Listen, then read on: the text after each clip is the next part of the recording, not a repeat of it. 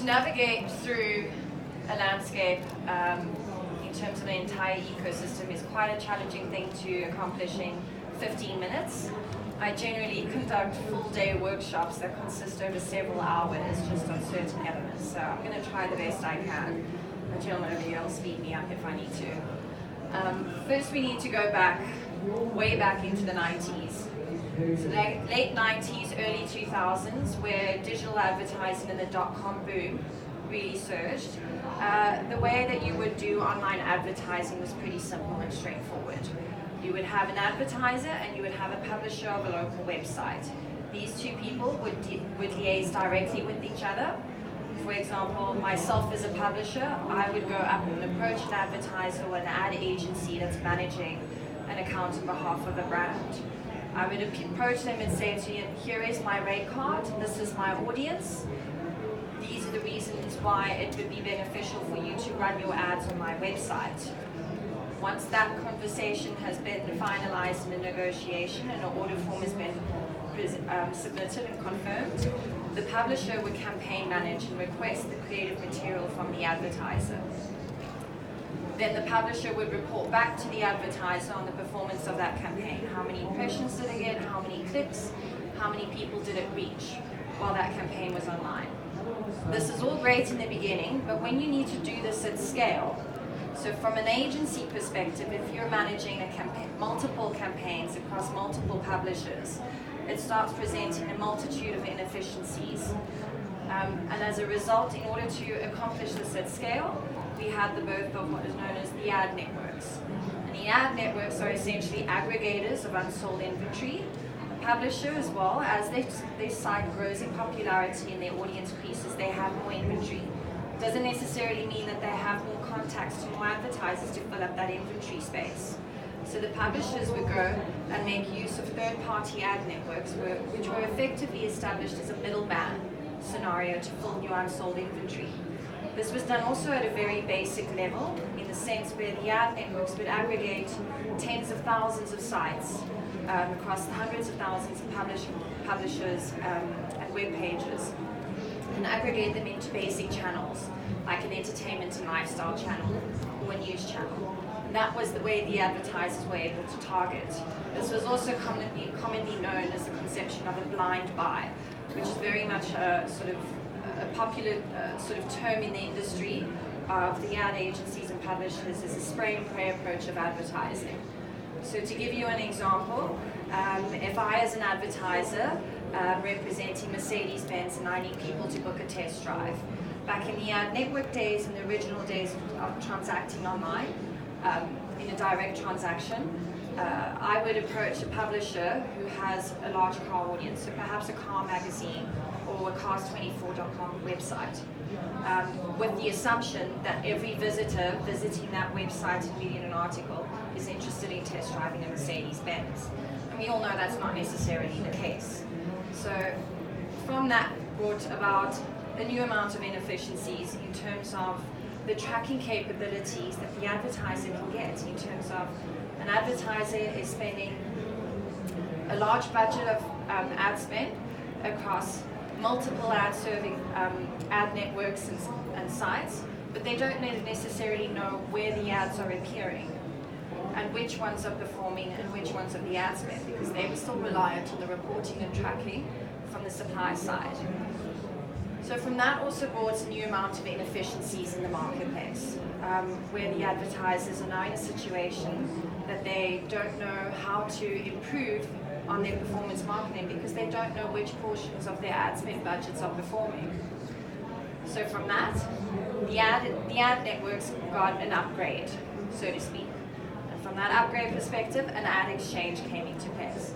And an ad exchange is basically had extra targeting capabilities and extra tracking capabilities that allowed the advertisers to be able to monitor and track which of their ad spend is performing better.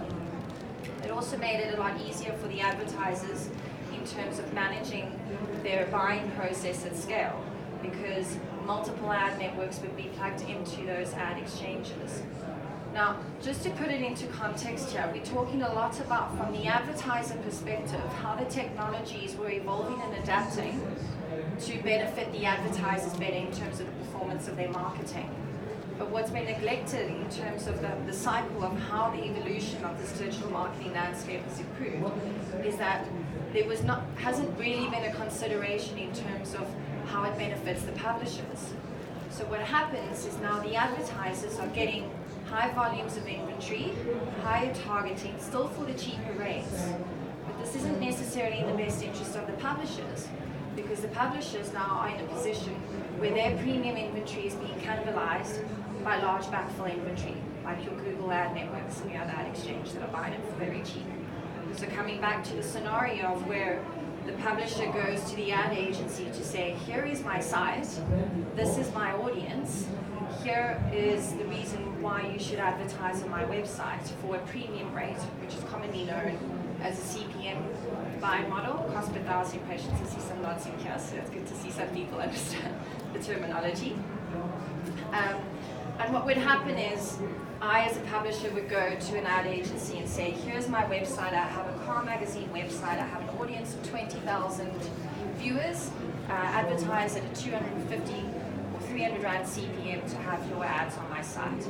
The response from the ad agency, why must I pay a premium on that when I can get it for 50 cents a click on the Google ad network or the open ad exchanges?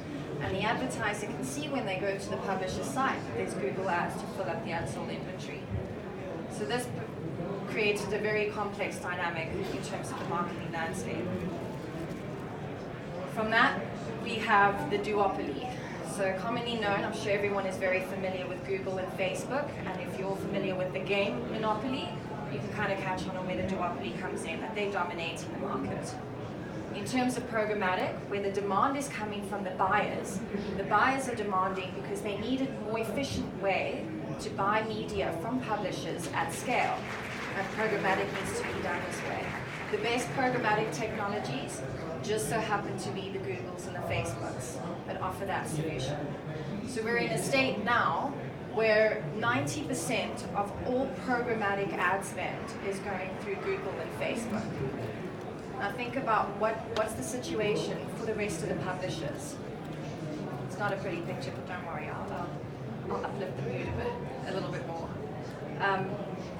So from the ad exchanges, they got an upgrade because we could see how this was now causing problems, cannibalizing premium sales efforts. So the ad exchanges got an upgrade, which is known as a supply side platform, supplying the inventory. The advertisers, the demand side platform, demanding inventory and audiences to target. As the industry has grown enormously, even more, the more volumes of audiences, the more sites there are, the more data you collect. And the data is the golden ticket in terms of the targeting and performance. So the data management platforms come into play to also improve, where we no longer have to do the spray and pray approach of advertising. You can use a data management platform to build your own audience segments and target your audiences regardless of where that audience is on that site. However, in terms of the technology landscape navigating this, there's a common scenario in terms of, from an advertiser perspective, he who has the cash makes the rule, and this is the reality when it comes to that from the advertisers. The advertisers are in the business of ad tech, right? So ad tech is their number one priority. From a publisher perspective, their priority is focusing on engaging their audiences in amazing content. And this is now where we're in a cycle where the publishers are still playing catch up for various reasons in terms of lack of resources or finance or structures and skills. And the advertisers are ahead of the curve. So it's caused a bit of a disconnect. Also in terms of the South African landscape, a lot of the technology that we are relying on is international ad technologies. Your Googles, your Facebooks, your data management platforms such as Crux, Louw-Bester, Rubicon Project, which is also a programmatic media buying software tool. And for local publishers, you have to pay this in international currency. It's costing you euros, it's costing you dollars, it's costing you pounds to make use of this. But you have no choice to do it because it's the only way you're going to get ad spend from the advertisers, because they have mandates to spend on programmatically as a more efficient way. So what's the situation in terms of the publishers that have resulted as a form of this? Remember, in South Africa, we are paying for international technology at international tech rates, but we're still transacting in South African rands. And given our current exchange rate, sometimes the juice just ain't worth the squeeze for a publisher to invest in that sophisticated ad tech with the limited resources and in terms of their budgets and how much ad revenue they're going to make. So it's a very difficult landscape for publishers to navigating, because ultimately the publishers are relying on ads to fund their business. How many of you in the room actually pay to read an article online when you visit a website? Exactly. One. Okay, thanks, Jo. She has ulterior reasons supporting the publishers. But the reality is we're in the habit of getting the content for free. Someone needs to fund it and pay for it, and it's advertising to fund it. And as a result, major publications have shut down entirely because they have not been able to keep up or to implement the relevant monetization strategies to keep their businesses afloat. Companies like Media24 that have all the resources and the funding and financing have even struggled in terms of the publishing space. They've also had to shut down certain publications because it's not viable for their businesses anymore. There's all restructures. The digital transformation era, I think, is very well known. It's the buzzword everywhere, and it's no different in terms of the ad tech landscape either. In addition to that, just to put things in perspective, this is a slide that has been updated as of April this year, listing over 7,000 companies and technologies in terms that are providing ad tech solutions in everything from content, social media, e-commerce, sales, data, and management platforms. It's an incredibly saturated market to navigate in. And you as a media company, if you need to navigate this landscape to invest in the right tech and resources, it can be extremely costly for your business if you don't understand this landscape in a very intimate level. To put it into further perspective, just 8 years ago, there were only 150 companies in that space. In the display and programmatic ad tech space, which is the one that I specialize in that niche, there are now almost 200 companies involved in that area. So what's the solution? The solution, I would say, I don't necessarily have the answer for it, but there is no one-size-fits-all solution in this.